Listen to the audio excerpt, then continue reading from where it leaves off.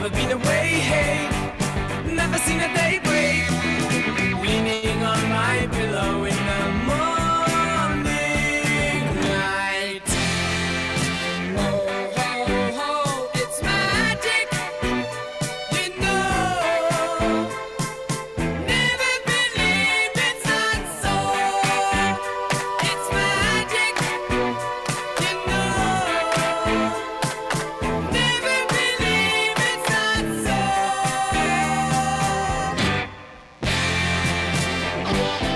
It's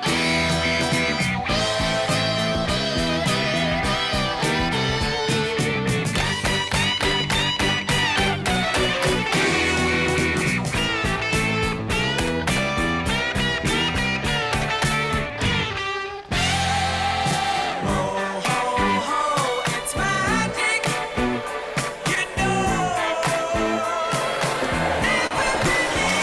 Welcome. Hello. It's magic. Is this a little loud or is this perfect? Hello. Good afternoon, club. Good afternoon, club. Yeah. Nice to see everybody. Welcome to the Oakland Rotary Club, the third oldest club in the world. Over 42,000 Rotary clubs in this world in over 200 countries. Hello, club. Hi. Hi, Barbara. Welcome back, Barbara. Hello, my friends, Zoomers. I see Deep. Wonderful. Linda.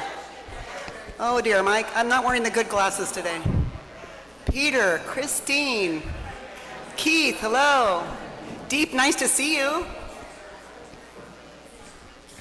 And everybody else that I can't see the small letters. Welcome.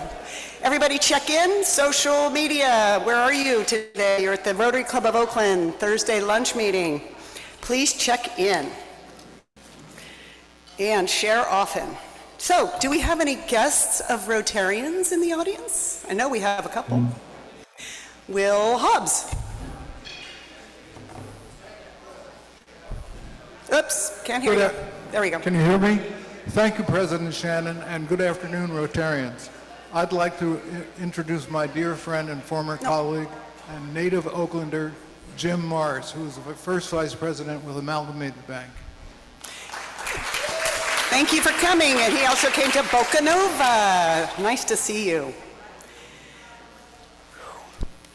President Shannon, hello.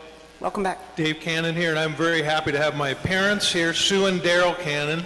Woo! And they served in the Peace Corps in 1965 in Iran, so they're very interested in today's event. Woo! Community servants in the house. Hi, good afternoon. Tom Limon. I'm here with Alfonso Blanco with New York Life, who works with Ralph Sklar. It's his first meeting. And also Kaheri Gutierrez with the Unity Council, who is our meeting sponsor. Wonderful. Welcome. Who also came to Boca Nova. Thanks. Good to see you again. President Shannon, fellow Rotarians and guests, I'm hoping this is okay, President Shannon. I was going to introduce our speaker's guests today. First is Martin, who's her husband. Please welcome him. Hey, Martin. And we're also honored today to have Andrea, her daughter. Andrea, welcome. All right. Any other? Oh, good. Hello, Carrie Clausen with Clausen Engineers here. Today we have Felix Sanchez. He works for Touch Design Build in construction, and we trust him enough to have him work on our houses. Wonderful. Welcome. Hello, everybody. I'm Kathleen Uribe, and I brought two guests today. We have Jason, who is a branding strategist, Jason Rivera, and Eduardo Reñena, who is a janitorial business owner. Welcome. Fantastic. Welcome. Woo! All right. Any more? Any any visiting Rotarians today? I don't think we have any visiting Rotarians. All right. Anybody online that's guest or visitor? I don't think so. I think they all look like ours. All right, now it's time for our thought for the day and a flag exchange from Jesse Schmidt. President Shannon, I am pleased to present you with the flag of the New York Rotary Club number 6 that I just visited recently on a trip to New York. First time I've gone to another club and had a great time. I got to brag about being number 3. They're very proud about being the 6th oldest chapter there, so I got to one up them on that one. So, thank you so much. Happy to be able to hand that to you, Shannon. And so many of you know me as the health and fitness guy, and my thought for the day is that if you ask me, what the best things are to do to live a long and healthy life, you might think that I would tell you to eat healthy food or exercise or sleep full nights or jump in a cold plunge or a hot sauna or something like that. But actually, the number one thing that I can recommend for you to live a long and healthy life is to maintain meaningful relationships. This is, outside of your genetics, the number one thing you can do to make sure that your life is enjoyable and that it lasts a long time. So I would like to, my favorite way to maintain relationships is by expressing gratitude. If you ever had a gratitude practice, it's very fulfilling. So I'd like to invite each of you, if you would like to take out your phone and send a text message, an email, a little message to somebody and just thank them. Somebody you've been meaning to say something to, somebody you haven't followed up with in a little while, and just say thank you, or hey, let's grab a coffee or something like that, and just keep that tie strong. So that's my thought for the day. Thank you. Thank you, Jesse. And I encourage you, one of the benefits of Rotary is you get to go to lunch anywhere in 200 countries, and they have fabulous hospitality, and they will love having another Rotarian, so please do. I wanted to say happy birthday to all of our October birthdays. Ruth had a birthday yesterday. Happy birthday, my dear. And I also wanted to recognize the holiday Rosh Hashanah, so I think that's important that we appreciate that fantastic holiday. And we also have the good fortune of having a sponsor for today's meeting. So with that, Tom Limon, you're up with your sponsor. All right, good afternoon, everyone. So today I have the privilege of introducing Kaheri Gutierrez, who's the Director of Communications and Public Affairs for the Unity Council. Just a quick poll, who knows about the Unity Council? Who's been to their Dia de los Muertos festival? All right, great. Last year we had an altar, and I had the privilege of working there for 10 years during the early 2000s, and it's been great to see the vision of the Unity Councils come to life with their real estate development around the Fruitvale BART station, and Kaheri's here to share about the 60th anniversary and also what's happening with Dia de los Muertos this year. Thank you, Tom. Let's give it up for Tom. Thank you all. I am so excited to be here. As Tom mentioned, my name is Kaheri Gutierrez. I'm the Director of Communications and Public Affairs with the Unity Council. All right, I sent over some slides. If we can project those, that would be amazing. Okay, beautiful. So I'm here to talk about Dia de los Muertos. So next slide. Many of you raised your hand, so you're familiar with the Unity Council, but this year is a particularly special year because we are celebrating 60 years of service. We have been around, thank you so much. We have been around for 60 years supporting Latino communities, Latino families to thrive in their neighborhoods, to preserve culture. One of the ways in which we are doing that, next slide, is by putting on our Dia de los Muertos festival. Dia de los Muertos in Oakland is the second largest Dia de los Muertos festival in the state of California. Yes, it's the #1 largest Dia de los Muertos festival in Northern California. So we bring over 100,000 folks to the Fruitville footprint to learn about our culture, to celebrate our culture, and to learn about the Unity Council and many communities and businesses that are thriving here in Oakland. So I would love to invite all of you to consider, next slide please, supporting the Unity Council's Dia de los Muertos Festival. We are looking for sponsors, dedicated sponsors that can help us realize our vision. This year's theme is reflecting, rejoicing, and reinvesting, celebrating the Unity Council's 60 years of service. So sponsorship opportunities begin at the $5,000 level with amazing benefits. They go up, next slide, all the way to $50,000. This will be for our presenting sponsor. Next slide. So far, we have been able to secure amazing folks to sponsor, and I'll show you that. Another way that you can support the Unity Council is by volunteering. So if any of you have connections to networks, young people that are willing to volunteer their time, please share this information with them. Next slide, please. Okay, this is my contact information, so if you are interested in supporting the Unity Council as a sponsor, as a volunteer, or even making a contribution to our mission, please take out your phone and take a picture of my contact information. I would love to be connected with you all. I would love to share some information, and I hope to see you all on November 3rd, 2024 from 10 a.m. to 5 p.m. in the Fruitville for our Dia de los Muertos Festival. Thank you so much. Gracias. Tom will also send an email with more details. Thank you. So why does someone get to promote their event? Because they're a sponsor and they paid $300 to spend 3 minutes shamelessly about your events. So if anyone wants to sponsor the meetings, please do. And that event is fabulous. We had a table or a shrine last year. It was fantastic. My first time, loved it. Mary Jiang has some another exciting invitation for something at our district to learn more about how to have impact at Rotary.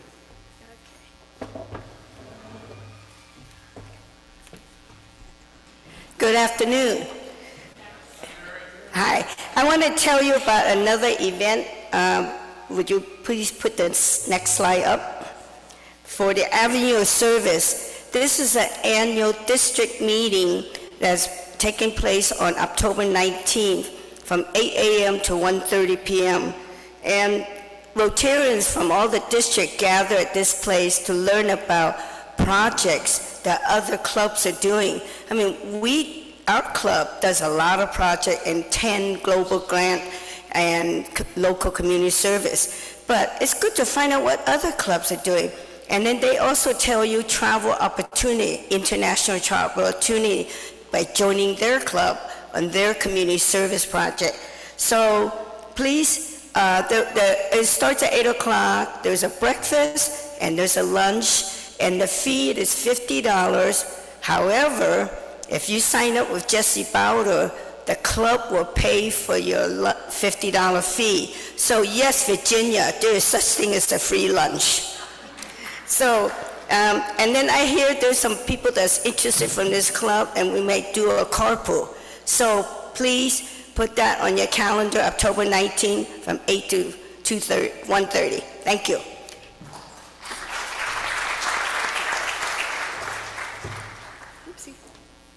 Thank you so much. And it's really an amazing way to learn more about Rotary and learn about how other clubs are doing things. I want to do a quick shout out to the Boca Nova party and the A's tailgate party, one of the best tailgate parties ever. And everyone that put together the Boca Nova event, we had over 100 people come. Who went? Was it fun? Hello? Bravo. Great time, 47 guests, and a few are actually here today. Great job. The tailgate party was epic, so thank you very much for all that hard work. All right, we are ready now for some magic. Bringing on a new member. Barbara Berry, please join us with your new member.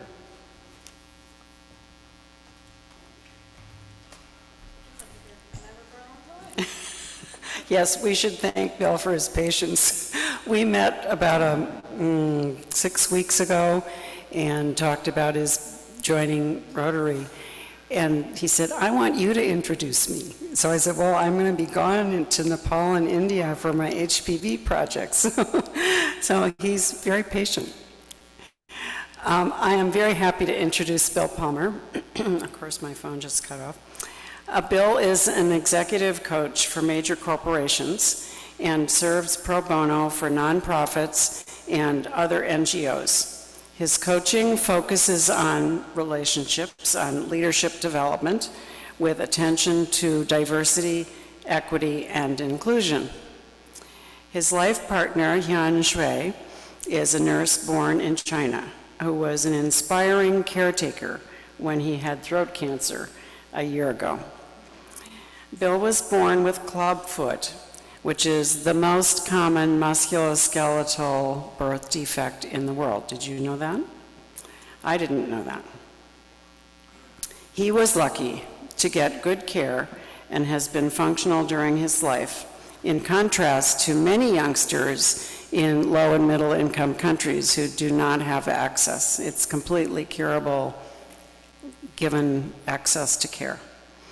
He wants to give back, so he started a nonprofit called the Clubfoot Fund, which will increase funding for care of children with clubfoot. So you can see he already has a history of heartfelt dedication, and please welcome him.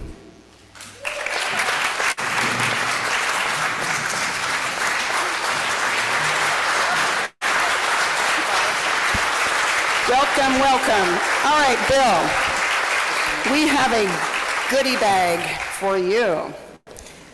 And it includes your new badge. I'm always bad at this. See, there's his new badge. Look at that. Here's your new badge. Red badge means you're new. Gold, turn it blue after you get involved and learn more about us. We have an amazing book of the first 100 years of our club written by Linda Hamilton. We have your roster with 250 of your new besties, Rotary handbook, and your four-way test. Four-way test. Is it the truth? Is it fair to all concerned? Will it build goodwill and better friendships? And will it be beneficial to all? Everybody knows those, right? Welcome. Thank you. Awesome. We look forward to having you here. And a blue bag. Great. Thank you. And then after a bit, he'll get scheduled for a 3-minute introduction where you'll get to know him better in his own words. So with that, I'd like another announcement to come up with from Carrie. Fleet Week. All right, who likes pancakes?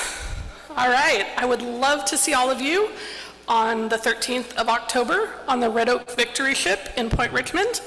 We'll have a pancake breakfast, tour the ship, live band, and then after that we're going to go for a hike along the Richmond waterfront, see how many water birds we can see, and then return back to the Victory Ship.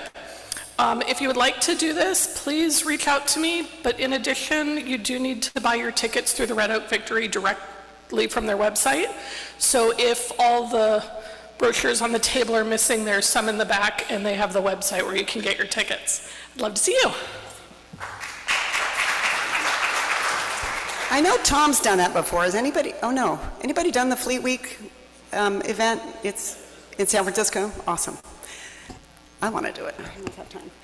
All right, we have another incredibly important event that we do all the time. I did it last year. Please join us, Allison. Saturday. Hello, Rotarians. Wow, we have a lot going on, don't we? We have beer pouring and hot squad activities and our PAL Camp Service Day, which is this Saturday at Roberts Regional Park. So if you've ever helped with a service day, could you just raise your hand, please? Wow. All right, well, why haven't you guys all signed up for this Saturday? We only have 8 people registered right now. We need 12 more of you. please sign up. Bonnie will be at the back with some information to get you to the sign-up page. It's this Saturday from 9 a.m. to 12:30 p.m. We have a lot of fun. We only do 4 service days for our Community Service Committee. We have a fabulous committee, don't let them down. And this time, while we're having fun, you can make a huge contribution to this camp without even opening your checkbook or Venmo account, all right? So we're asking you for something with no cost. Wendy Takuda is our leader in the environmental work that we're doing there. And it's at the PAL camp, Police Activities League, PAL camp. And you can register on Rotary's Eventbrite page. There are 2 waivers that need to be filled out and printed out and brought to the camp with you. And then you'll get directions and all the information on our Eventbrite page. Jesse has sent out many emails about this, so if you haven't found it yet, go search your email. And here's a surprise. You may not know this, Shannon. Wendy Takuda found an article showing that Rotary built this camp as a tribute to our 56th anniversary. Pretty cool, huh? So we need you guys to protect this special icon for the club. Please sign up, especially for our new member and guests. If you want to help us out, this is a great way to get to know some of the Rotarians. We're just going to be cleaning blackberry bushes, and Kathleen Uribe is doing a lovely food grazing spread for us. So please sign up. On Google, just go to Rotary Eventbrite, and you'll see all the things. Thanks.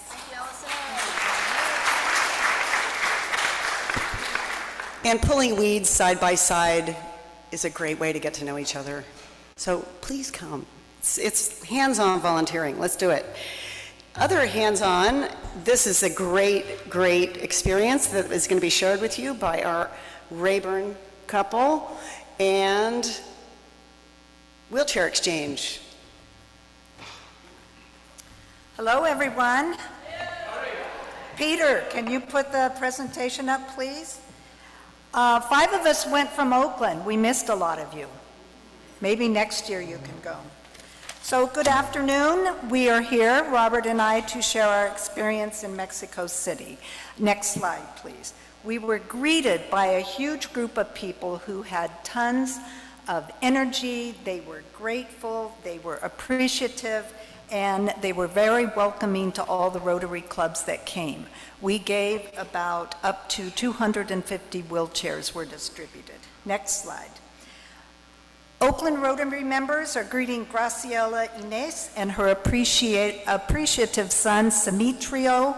This wheelchair was going to allow Graciela to go longer distances in her trips and activities outside of the home. He was extremely proud of being a competitor in the national Mexican sport called charreria, which is similar to our rodeos. So he wanted to share a picture of himself and his daughter with me. Next slide. Mary visited with Hadassah Lilith, who I think received the smallest wheelchair there. Also, Robert wrote a short message on Eusebia's certificate. She also wore the traditional traje from her village in Jalisco. Next slide. It was really heartwarming to greet everybody there. Many of them had traveled up to 2 and 3 hours in a bus to come to the event. And the word that I heard multiple times was the day was a miracle. Next slide. Miriam and Fanny knew that their lives had changed forever with the receipt of this new wheelchair. They could now travel outside of their home, and they were enjoying the larger world around her. Robert, you're up. Thank you, everyone. The packed auditorium that Pat presented was on Saturday next. On Friday, we began unloading and unpacking almost 250 wheelchairs. Next. Then we began assembling the wheelchairs alongside our Mexico City clubs. I became expert at assembling the Conga Model 2000 reclining wheelchair. And the slide on the right actually is some of our Mexican club members that they were so delightful. Next slide. I can't overemphasize how hardworking and organized the volunteers from Distrito 4170. They were tremendous people to work with. Every chair was assigned a recipient that they brought to the Basilica. Next. The leaders, Tokyo Calderon, he's a membership chair for Distrito 4170. And on the right is Richard Flanders and his son, Ryson. Richard's a past district governor for 5170. Next slide. Here I'm with our host, the FIRMEX president. That stands for Fondo Unido Rotario de Mexico, or the United Foundation for Rotary in Mexico. And this is Reiner John, who is a delightful individual who gave us a lot of, made it happy. And finally, next slide, District 5170 in Mexico City. They're from San Jose, they're from Hollister, and of course, Oakland. We thank you, and we bring gifts to Shannon, the banner for Linda Vista. There are, again, 17 clubs in just the state of Mexico City. And the, Platero Centro Histórico. Centro, sí. Thank you, everyone. Thank you so much. Great job. Perfect. I have to tell you that wheelchair distribution is one of Rotary's really finest hours. And what I learned when I did it in China and Guatemala was it's more than the person that gets the chair. It's mostly for the person that pushes the chair, because those caregivers can now take their grandmother out of the back of the house and bring her in the patio, bring her out to dinner, take her downtown, and the caregivers are given the gift of mobility even more than the person in the chair. And it's an amazing experience if you ever have a chance to do it. We do it all over the world. And we do it with local Rotary clubs that work as hard as you guys do. This is not Americans running around. This is Rotarians partnering with Rotarians everywhere. Awesome. Okay. Okay, this is my least favorite slide. I'm going to talk about the four-way test and, not the four-way test, I'm going to talk about fiscal responsibility and our dues. We had dues payments go out, and they were due on July 31st. And at least 40% of us haven't quite got to that payment button. And it's amazingly important that this club is a nonprofit business, and we do have a ballroom to pay for, staff to pay for, and it's very important that we please get your dues paid. We also only have 38% people on monthly payments, and we should all be on monthly payments before we force it on everybody. So please check with Jesse and get on monthly payments so we don't have to worry about the bill collecting. And so we're going to do some calling, but it'd be great if you could spare us the call and just take care of that lovely duty of paying the dues on time, please. So we have Rotary Club dues and we have philanthropic opportunities. They're separate. Rotary dues pay for the ongoing expenses of running a club. So please take care of your dues. And we're sending out another statement. If anything is wrong with your statement, we've been doing an amazing job. Pam Clausen and the whole team, bravo. If there's something wrong, we apologize. We're cleaning up after COVID and lots of years of getting back on track after the pandemic. So please, if there's anything wrong, it's not personal. We'll fix it. Just call us. Crickets is not good. All right, so that is, there we are. It's time for our program. This is exciting. I have the blessing of meeting Judith Guskin and her husband a couple of years ago, and their daughter is in my neighborhood and is a big community contributor, and Andrea's here today. So Judy Guskin is an educator, an organizer, and a filmmaker, and so is her husband, and my good friend. In 1960, Judy had a life-changing experience when a young senator, John Kennedy, and his obviously John and the presidential candidate, spoke to students at the University of Michigan about the potential for an international civil service known as the Peace Corps. Judy was an early organizer of students willing to serve in the Corps, which led to meeting Senator Kennedy and sharing with him the petition of students wanting to serve. Ultimately, Judy worked in the new Kennedy administration with Sarge, the driving force behind the Peace Corps. She helped select the first group of Peace Corps volunteers, and then she herself went off to Thailand and volunteered herself. Judy refers to these years as the 2.5 years that changed her life. Later, Judy returned to DC and continued to work with Sarge Shriver in the new domestic Peace Corps program known as VISTA, Volunteers in Service to America, or the AmeriCorps, which it translated into today. She helped establish the first 13 training programs for VISTA. She not only helped to develop others, but she continued on her own personal educational pursuits and earned a PhD at the University of Michigan. So service is her passion. Thought she'd be perfect for today. Whether it's organizing bilingual efforts in different states, helping Hmong refugees in Minnesota, or tackling desegregation issues in Ohio. As a filmmaker, Judy has made documentaries about the Peace Corps, and as a professor, she's taught teachers about how to work with the refugee communities. Presently, she's involved in the More Perfect initiative, co-founded by John Bridgeland, a national program that declares, let's put service at the center of national renewal. So please join me in welcoming Dr. Judith Guskin to our meeting today. Now, you sure you want to do this way?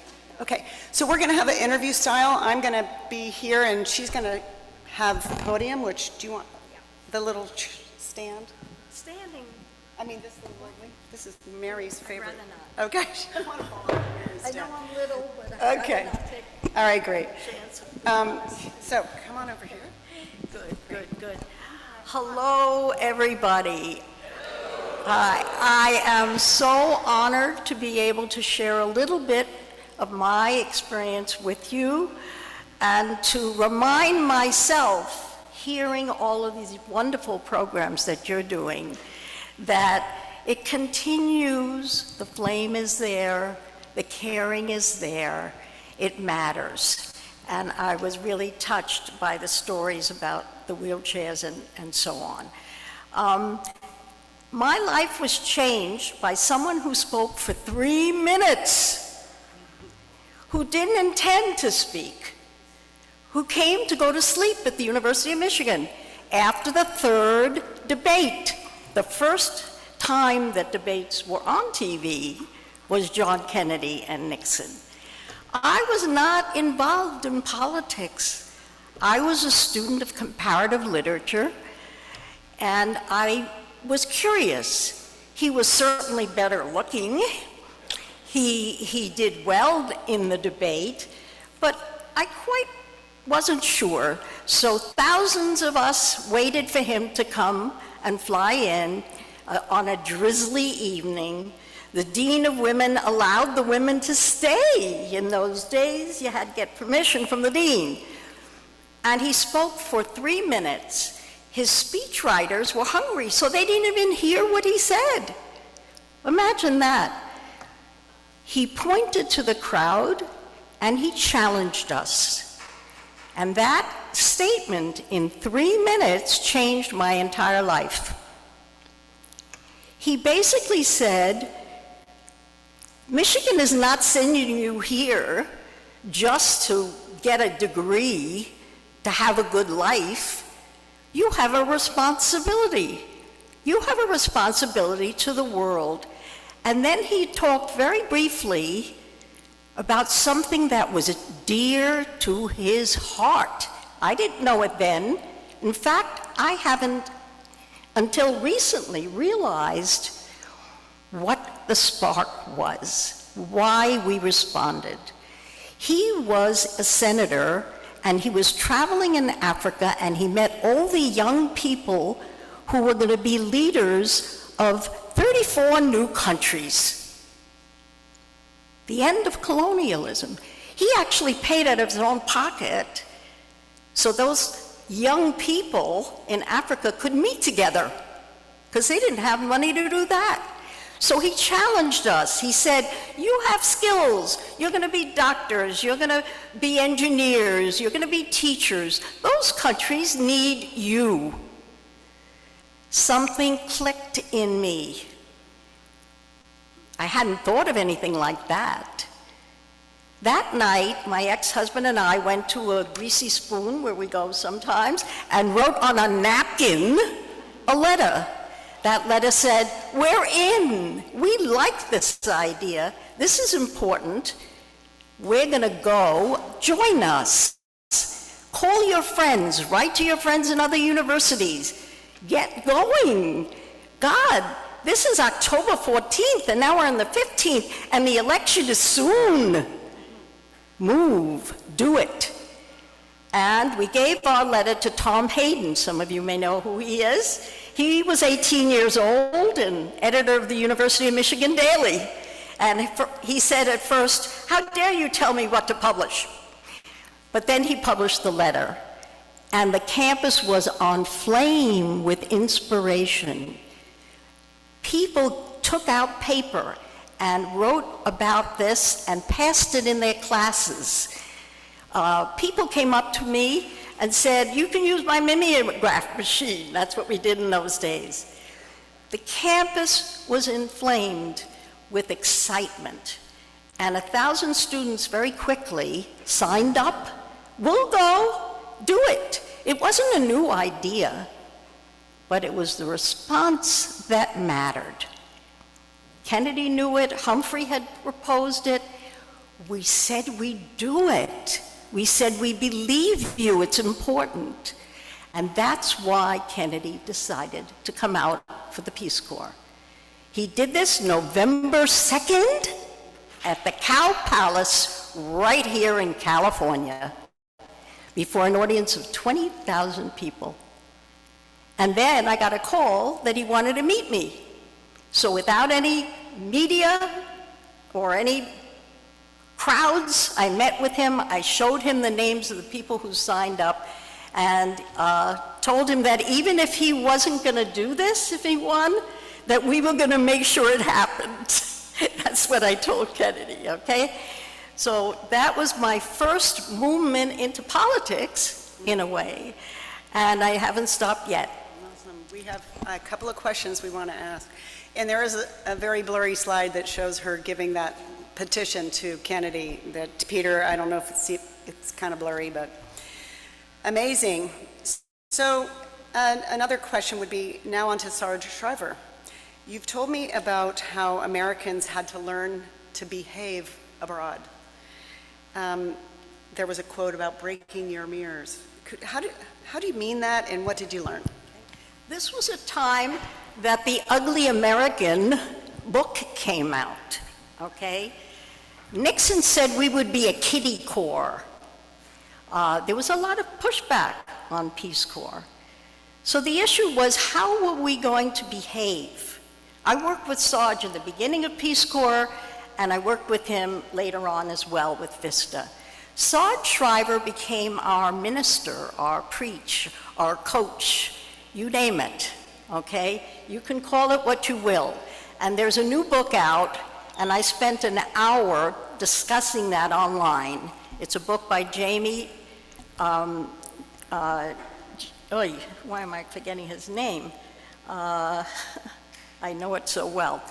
Anyway, Jamie has a doctorate in philosophy and in religion, and he worked with Saj during the latter years. I worked with Saj during the younger years. The Saj Shriver Peace Institute online has an hour discussion that we had. And I won't go further into the book, but it's a good read. Saj Shriver wanted to be the best man he could be. He was very religious. Wherever he was in the world, the morning was prayer morning. And he felt strongly about service and certain things that really he thought were most important. Respecting other people and not being self-centered. So whenever he had the opportunity at conferences, he would tell us, and I became a volunteer as well, break your mirrors, take a risk, be open-hearted, be who you are, listen to your partners. This is a partnership program. It's not you coming in as the wonderful American who can then tell everybody what to do. You have no idea. Learn the language well. And we did. We had language learning as an effective Peace Corps changed drastically in this country, in every university, especially in the Foreign Service, where 70% of the people at Kennedy's time did not know another language. So he kept saying, break your mirrors as much as possible. Be humble, be respectful, learn, because they're the ones who can tell you what they need. So I went to Thailand as a teacher in a very critical moment for Thailand. And it was Saj's message that I had in my heart. I learned the language well. Dichan yang Put Pasa Thai Dai Ka. I still speak Thai. I made friendships that are lasting now with former students, with my friends' grandkids. It was something that you need, and many, many Peace Corps people have those relationships still. So Saj basically said, serve, serve, serve. Be humble, be respectful, keep learning. And he did one other thing as a leader that I do want to mention. He had a big tent. He said, I want the religious people here. I want the academic people here. I want that guy who doesn't agree with this guy. I want to have partnerships with everybody, because nobody, what Saj said to Kennedy when Kennedy called him and said, I want you to take over this Peace Corps, right after the inauguration, right after. Saj had just arrived home in Chicago. He didn't want to be Peace Corps. And he said, but Saj, I don't know what the Peace Corps is. And JFK says, neither does anybody else. Do it. So Saj said, let's figure it out. And he was so smart. I was so amazed and really inspired by the diverse people who came to help, to talk, to be part of the planning of it. I was lucky. I was in charge of Thailand. I was 21. I met the minister. I met the ambassador. I found out that they wanted expanding education was the greatest goal that they had. It was only 3 years education was required then. And so I got to be a volunteer in a wonderful new faculty of education at Chula University.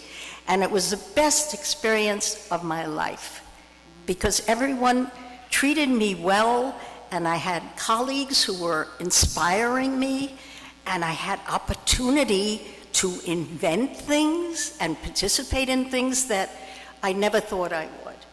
So I learned a lot from Sarge. Somebody else learned a lot from Sarge too. Yep, I think he's my next question. What's amazing about all of these stories is the key is inspiration and passing the torch. So everyone we speak to, we have an opportunity to inspire and to ignite.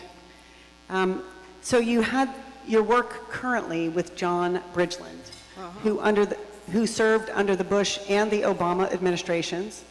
You've had a part in this multi-program to heal divisions that are keeping us apart. What motivates you to continue to be involved yourself this way? Okay. There was somebody I want to mention, and his name was Senator Harris Wofford from Pennsylvania. He started with Ted Kennedy and John Bridgeland the Service for America Act he got through, and he was the CEO of the big project, which we now say AmeriCorps, okay? The national effort to have all of us, even the seniors, Senior Corps, get involved. Harris knew me when I was 21, and in the 50th anniversary of the Peace Corps, he met me at the University of Michigan, and he said, "Judy, I have to introduce you to somebody." That somebody was John Bridgeland. I didn't know him at all. John Bridgeland was the head of the Domestic Policy Council under George Bush. First of all, I should have mentioned he was a Rotary member. That was his first effort to see the world, okay? He had to deal with 9/11. Bush called him the conscience of the country, and he said, expand volunteerism, and he did it beautifully and extensively. Double the size of Peace Corps, set up a Freedom Corps, work with the firemen, set up a Corps for conservation. He set up many, many opportunities for service. So I met Bridge at the 50th, and he was charming and intelligent. He asked me to come to Washington. He wanted to interview me about my Peace Corps experience. I did that for 2.5 hours, and we became friends, and that was 13 years ago. Now he heads joinmoreperfect.us. He and Obama's policy council person, Melanie, worked together with hundreds of organizations already on 5 democracy goals. This has inspired so many, just by setting this up. He has inspired so many. 100 college presidents have signed in to something I'm working on, which is called the Institute for Citizens and Scholars. It's based in Princeton, New Jersey, and it works with fellowships and scholarships. And they gave me my first scholarship to go to college, and now they've asked me to be a consultant for the youth, for the fellowships. The 5 issues: civic learning, get it in the schools at all levels better than we have. National service, let's still go for it. He got the governor of Utah to put in money to really expand service and volunteerism.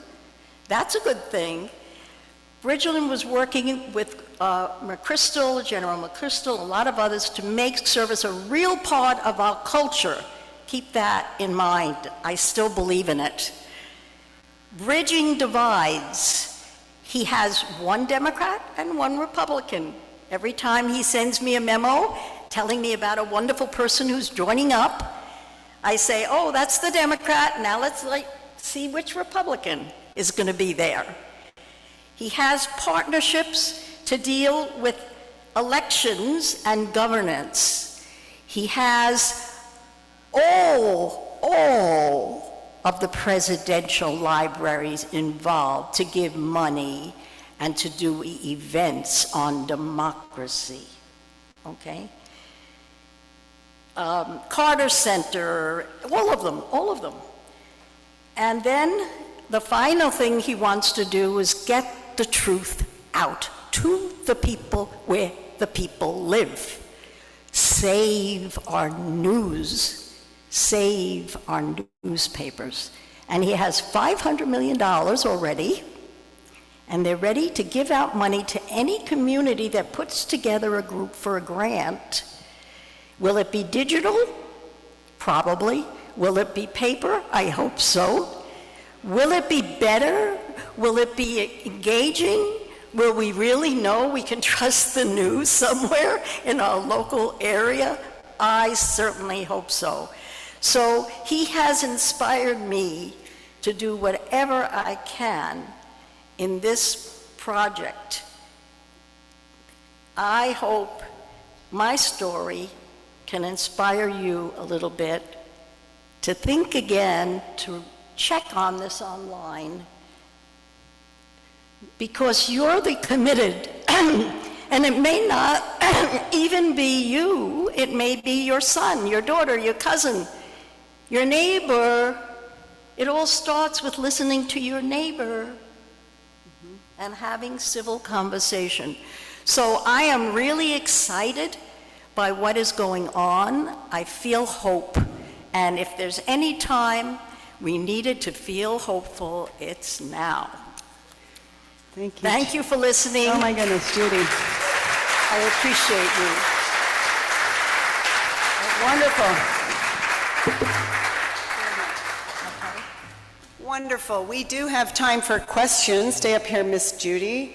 The last question I had, she actually answered about service creating kindness and understanding and what brings you wisdom. It's amazing to me to hear about civility from the podium, and if we aren't talking is the problem, and that's where this country seems to have gone, where we need to keep talking and be civil.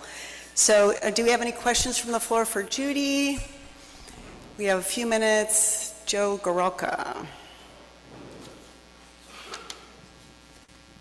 Judy, thank you for your very educational presentation and taking us back in history to hear how the Peace Corps came about. You know, people say that they wouldn't change anything in their life. There's two things I would have changed in my life, although I'm very happy with where I am. One is in high school, I would have done a youth exchange. And after college, instead of being so crazy dedicated to my career, which you took time away from, I would have liked to have gone to the Peace Corps. My question to you is, you mentioned something called the Senior Corps. Is there still an opportunity for people that are maybe a little older in age to still go? Thank you.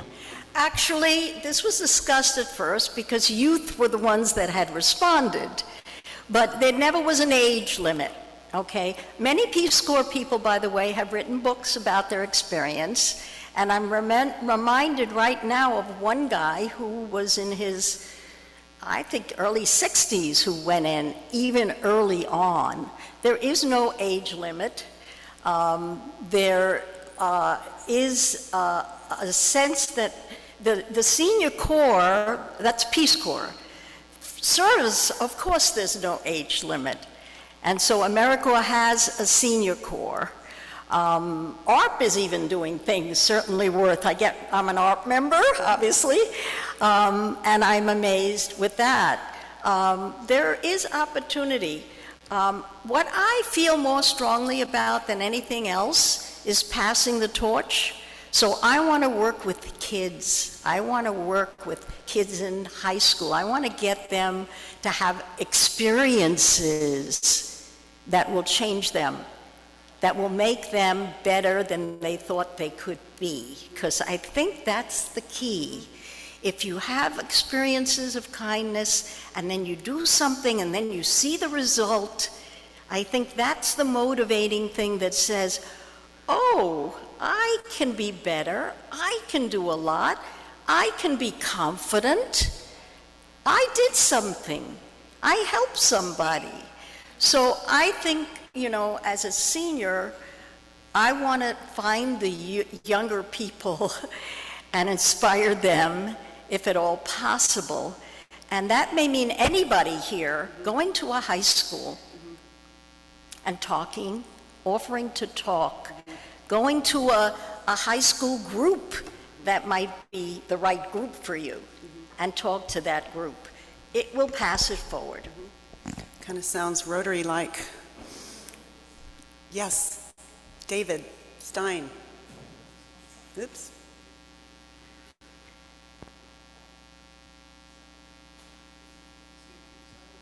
This one works too if you want it. There you go. Got it. With respect to high schools, we sponsor Interact clubs, so I would invite you to encourage you maybe to come talk to our Interact clubs, because I think they'd love to hear your story. Thank you for your stories today. You mentioned the Peace Corps increased in funding, I think during the Bush administration, you said. I'm just wondering, what's the status of the funding now? What do you see as the commitment of the federal government to organizations like the Peace Corps to foreign aid? My sense is that all of that is retracting, and so I'm just wondering what you see. Budget-wise, I am involved in trying to get some more money for the Peace Corps. It has not been well funded, and there is pushback on it. The Peace Corps now, well, first I want to say 250,000 people of us, including this couple right here who came to hear me, who had served in Iran, okay, they had their lives changed. So the impact of the Peace Corps is not even known. There are thousands of teachers and doctors and engineers and people who are dealing with climate, and when you find out who they are, you may find out that the Peace Corps did it for them. The Peace Corps now, without having any increase or very little increase in budget, Biden has asked for an increase, but it doesn't look like it may not happen, is being innovative. And all ideas, I think, are welcome. The leader was a volunteer. Carol Swan, who's now the head of it, was a volunteer herself, and that's a tradition. That's a tradition. I know many of the people who were head of the Peace Corps. In fact, I just joined Jody Olson, who's Republican, has Women of the Peace Corps League. Nice. Okay, so I'm going to see what Jody's up to. We've met, I'll see what she's doing. But the Peace Corps is trying to be innovative. It's got an online program. It has a rescue group from return volunteers going around the world if there's a hurricane. It has shorter-term service arrangements. I am not totally up to date. You would have to go online and do some search about it. But I am impressed with the fact that they're rethinking how to get more involvement and how to do things in a new way, which is what we should do. If you have a congressman, of course, California has had the support from your senators, and that is wonderful. But, and many people in the Hill, many people in Congress, not so many, but many, have been volunteers. They're retired. I would just say, if you could tell your Congress people, again, please give Peace Corps a little bit of money, that would be good. Yeah, very good. Thank you so much. As a gift for our speakers, we actually make a donation in your name for the efforts of Polio Plus that Rotarians were involved in 30 years ago to eradicate polio. And we've been volunteering all over the world to do so. So a donation has been made for Polio Plus. I remember polio well. I had to go to a farm to escape it. I had friends who died. And I should mention health is key. I just want to say that Bridge, we call him Bridge, Bridgeland, did the No More, Malaria No More effort. For $10, you get a net and you save lives. And they have almost gotten rid of it. Amazing. He traveled and visited Peace Corps volunteers. Amazing. And did that. One other thing Bridgeland. about this. There's a Rotary Club working with Peace Corps somewhere in the world. It's part of our aid project, because what JFK wanted was to change our image abroad and the way we work abroad totally. okay? And now it's much more grassroots-based. And Rotary is there as a partner in projects that our aid program is indeed doing as we speak. Awesome. Well, we like to nudge in there and get involved with other people. Thank you again so much. That was very interesting, and I've learned a lot about Bridgeland, which is important to watch. David Stein, we have a speaker for next week. Can you tell us about it? We do have a speaker for next week, President Shannon. Halloween is almost here, so why not? So what better time to be frightened? Next week, our speaker will be Oaklander Glenn Washington, who many of you may know from the wildly popular NPR series Snap Judgment that he hosts, if you listen to Snap Judgment. But Glenn is also a podcast host of Spooked. Spooked features true life supernatural stories told firsthand by people who can barely believe it happened themselves. Glenn will talk with us about how Spooked came to be and share amazing stories that will get you in the mood of the season. Come and be frightened at Oakland Rotary next week. Wonderful. Thank you, David. I want to put a huge thank you out to the amazing Rotarians who volunteered and contributed to make this meeting a success. Our wonderful volunteers at the door and for lunch and all around. Please, everyone, do your part and bust your tables. And please meet and greet our newest member. And I want you all to go out in the world and make some magic. And they'll be waiting out in the back, over in the back. So make some magic in your community. This meeting is adjourned.